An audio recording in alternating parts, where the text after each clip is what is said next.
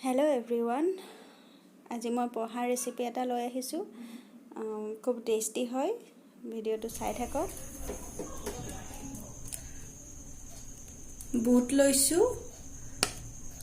এইখিনি বুটখিনি বইল কৰা হয় নৰসিংহ পাত লৈছো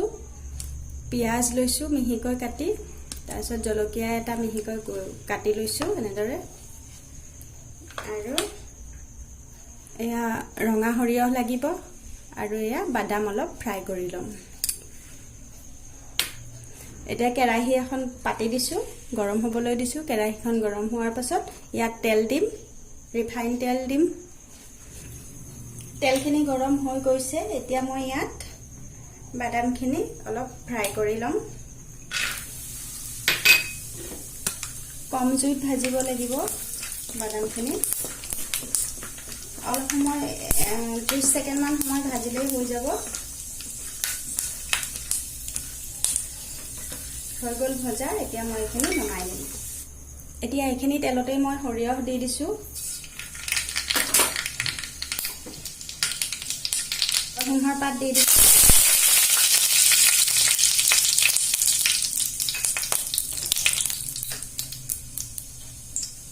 এতিয়া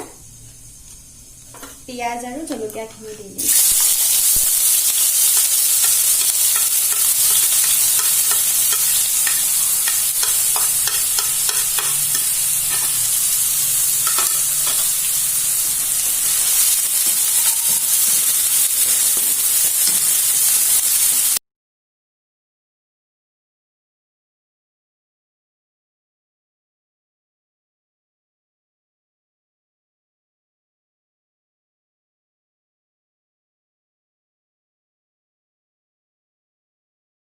হালধি দিম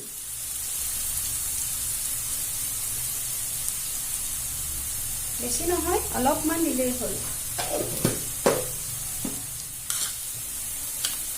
এতিয়া মই চিৰাখিনি দি দিম চিৰাখিনি মই ভিজাই ৰখা নাই এইখিনি ধুই পেলাই লগে লগে পানী টুকি দিছো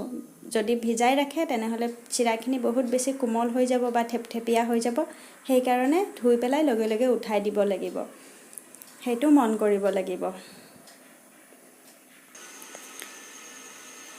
এতিয়া মই দিছো চেনি এচামুচ আৰু নিমখ সোৱাদ অনুযায়ী দিছো চেনিটো অপচনেল হয় আপোনালোকে নিদিলেও হ'ব চেনি দিলে অলপ খাবলৈ টেস্টি হয় সেইবাবে মই চেনি দিছো এতিয়া বইল কৰা বুটখিনিও দি দিছো আৰু বাদামখিনিও দি দিছো এতিয়া পুনৰ এনেদৰে অলপ সময় ভাজি লম